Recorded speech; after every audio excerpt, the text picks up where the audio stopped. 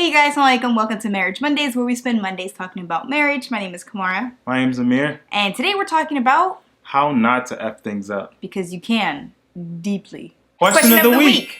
What irks your nerves? What is something that makes you tick? Like, it doesn't have to be from your spouse. It could be from anybody. Like, what is the one thing that a person can do that makes you want to just like... Yeah, like if someone's just like burping, like while you're praying and someone burps, it's like, man, your breath smells like trash. First thing I had was that you don't need to continuously compliment other people. You know, we just went on a date, which is why we're kind of talking about this right now. You're on a triple date. Yeah, we were on a triple date. And to give you some context... People done messed up. Exactly. Like the guy, he had complimented another woman, and his wife was not feeling what he said. She was not happy. You could see it all over her face. So we're trying to come here with you guys to let you know how not to F up. Because you mess things up, man. You mess things up. You don't need to compliment other people about how attractive they are, how beautiful their eyes are, you know? Yeah, like be considerate. Like, think about how you would feel if you heard the person that you love complimenting all these other people. Like, dang, bruh, that dude is hella fine. Like, that's kind of messed up. Yeah, it's super disrespectful. Super disrespectful. One thing that I think every spouse needs to know is that, you know, when you get into a marriage, your spouse is the most beautiful person in the world to you. Whether you actually believe it or not. Right. You're not with that movie star you like. You're not with that girl next door. You know, this isn't Spider-Man. The woman that you're with is the woman that you decided to spend your life with, or the man that you decided to spend your life with. So he or she is the most attractive person in your life, period. If it doesn't bother you that your spouse is complimenting other people, it doesn't mean that it doesn't bother them when you compliment. So be mindful of how your spouse feels. Be mindful of their feeling. One thing that I want to say is, you know, when you're walking with your wife, always lower your gaze. Women too. I see you. Yeah. Mainly guys, man, because look. You don't know women. But guys aren't really necessarily looking at their women to see if they're checking out guys as much as girls are looking at guys to see if they're checking out women. Right? I don't think that's it. I just think that guys are just not as subtle as they think they are. Yeah, guys be like this. Guys are super obvious. They are like, bro, what are you doing? Your wife is right next to you, okay? Like, they're super obvious. You know, a lot may Allah forgive us, but you know, we're supposed to lower our gaze so that we're not looking at other women. But you should definitely lower your gaze when you're with your wife, right? Like, that means just disrespectful if you're not. Yeah, you don't have to look at every girl that passes you by. Girls will pass you by the next day, I promise. You can do it another time. What? That's not... We don't encourage that. We don't encourage it, but listen, guys and women are gonna look at other people for the rest of time. I'm just saying, we don't encourage it. Babe, do you look at other guys? No. You mean like, what do you mean? Have you ever sized up another guy? What does that even mean? What does that mean? You like kind of looked at him like, oh, he looks good. No. You better not. Don't go out of your way to help people and do things. Like, if, like, it's not your job. Like, yeah, like, okay, so you hold the door open for your wife. Cool. That is great. But that woman that is 20 steps away, you don't need to hold the door open for her. She could open up her own door. You don't need to do it. Right. To be honest, I'm convinced that holding the door open for a woman is just a way for guys to check girls out. Because, you know, when you hold the door open, right, the girl walks in front of you, what do? Then you walk in after her, right? Holding a door open for another woman is just a gentleman way of checking another woman out. That is disrespectful. Yeah, it's disrespectful, but you should open the doors for other people. It's considered polite, you know. Just lower your gaze after you do so. And you don't need to go out of your way. Like I said, if she's 20 steps away, she can open up her own door. For all the ladies out there, don't test me. Don't test you. Don't test me. Like, okay, hold on. Don't the test nagging, men. babe. The nagging, complaining, you know, things like that. Like that. Men don't like to be tested, right?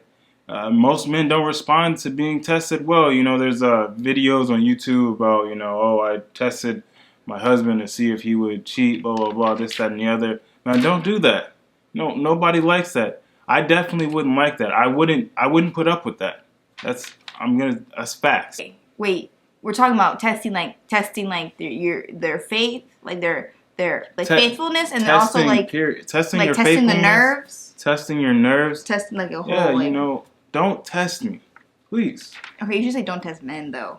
Men and women. I'm saying don't test me because it's like I'm putting myself in the person's shoes, right? Okay, it's like don't test me, please. Yeah. Please. Yeah.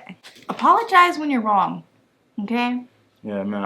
I'm very good at apologizing when I'm incorrect, and that's one thing that when I came into this marriage, I definitely shared that with Kamara, and I taught her how to apologize when she was incorrect about things. Oh, don't even start. What? Don't even pretend. Don't even pretend about what? That you that's a different topic for a different time. It's a different topic for a different time. So agree to what I just said. Apologize when you're wrong, and when you're wrong, apologize. That's all you have to do. Because if you don't, people are gonna hold on to that, and then you done effed up if you don't apologize when you're wrong. If you don't know what you did, you gotta think about like, dang, did I do something? Yeah, and something that goes along with that is respecting each other's boundaries, right? If you respect your partner, your spouse's boundary, then you won't have to worry about apologizing because there will be nothing to apologize for. There is always something to apologize for. Like this. Stop. Wow. You were nagging me. Wow. Okay. And now you're complaining. Let's go to the next one. You don't always have to tell the truth. And I'm going to say this. Yes. What? Yes. You don't have to tell them everything? That's not what I'm saying. That's not what I'm saying. Okay. You don't always have to tell the truth. Like, I don't want you coming up to me telling me, whoa, babe, your hair looks fugly today. Like, dang. Like, like, you don't have to tell that truth. Right. 9 times out of 10, I know my hair looks crazy. Yeah. I know. You don't have to remind me. You don't have to make me feel bad. You don't have to go up to your spouse and say, dang, man, your beard's looking extra low today. Like, dang, what happened to your mustache? Dang, what happened to your face? Did you put cream on today? Freak. But yeah, I want to clarify that I don't mean like when you are lying and doing something that you should not be doing to lie about it or not tell your spouse. I'm saying that. You know what I'm saying. Some things you don't have to be completely truthful about. Some things you don't have to go out and say. Men have to lie on a consistent basis. Like every time you go to a store, every time your wife comes to you and she says, "Hey, how does this dress look on me?" You say, that looks great, babe. Or you could not let her walk out like for the most part, men, we could care less what you're wearing.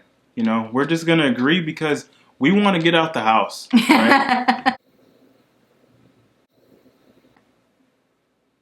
One thing that you don't want to do is always smother your partner. No one likes to have someone all over them. All the time. Because like I have siblings, right? When you're living in a house with 8 to 9 people, you always feel smothered. That's why you're always annoyed. Okay? So when you're smothering someone, they'll be annoyed and they'll get angry. Then you effed up. You done effed up. That's true. That's true. Sometimes I need my own time. Mm-hmm. And alhamdulillah, Amir's fine with me having my own time. And he needs his own time. I'm like, cool, I'm fine with you having your own time. Heck yeah, like almost every weekend, Kamara has like free time. She leaves me every weekend. It's not free time, it's paid time. I make money. Yeah, paid time, you make money, then you go get your free time in, then you go get your speed time in. And then it's speed like, time in? What is that? I don't know, it just sounded pretty cool. Isn't that a drug? I don't know. Don't put your spouse in uncomfortable situations. If your spouse says, hey, you know what? I'm not trying to go to a party that has like majority guys. Like I'm not trying to. That's going to make me uncomfortable. Mm-hmm. And then you take your spouse there, and then you leave them. Man, don't take your husband to some party where there's nothing but women there. Like a baby shower. Yeah, like it's just so. Or men don't go to bridal showers. Yeah, they wouldn't go. And then so it's just so uncomfortable. You don't feel like being there, and then you gotta lower your gaze the whole time. Like, who wants to go somewhere where they gotta just continuously lower their gaze? I mean, it's so just annoying. Looking down, like you gotta look down the entire time. Yeah, and then if you go there and there's nothing but women. Someone has to cater. Someone's going to be bringing your guy food. Hopefully it's you. But sometimes, if you're in certain households, they're like, oh, I'll bring your husband your food. I'm like, no, I'm going to bring my husband his food. and then you look crazy. Or someone notices your husband is looking lonely because you're over there talking to your friends and your husband's there by himself. And then they're like, oh, your husband looks lonely. Let me go talk to him. And then you got a co-wife. And then you got a co-wife. That's a little extreme. But I mean, then you're upset, right? The guy's like, whatever, he doesn't really understand what's going on. He's just having a polite conversation, and she's upset because you brought him there. And when you try and have your discussion with him, right? You're gonna say, hey, I saw you talking to that girl, and he's gonna say, there was no other men to talk to, and you were talking to your friend. What do you want me to do? In this situation, you both done effed up. Yeah. You both done That's just up. You both kind of messed up. Yeah. The last thing that I had to say is that you shouldn't go out looking for an argument. There are some people who live to argue. That's not a way to foster a good relationship. Mm-hmm. You're continuously arguing. There's a difference between arguing and really arguing, right? Like, there's a difference between having, discussion. Yeah, discussion and disagreement, and then full out, What's an example of looking for an argument, right? So your husband or something just cleans up. You come in, you just toss your hijab in the middle of the floor. He picks it up, he puts it away. And the next day, he's cleaning up again. You come in, you toss your hijab on the floor. Now you got an argument on your hands. You're just looking. You're just looking for an argument. The house was clearly clean, and all of a sudden you just throw your stuff right in the middle of the floor. He's going to pull you to the side. He's going to say, babe, what is that? Like, oh, hijab. Pick it up, please. I literally just vacuumed. Pick up your hijab. And then you're like, oh, why are you getting this tone? Pick up your hijab before I throw it in the trash.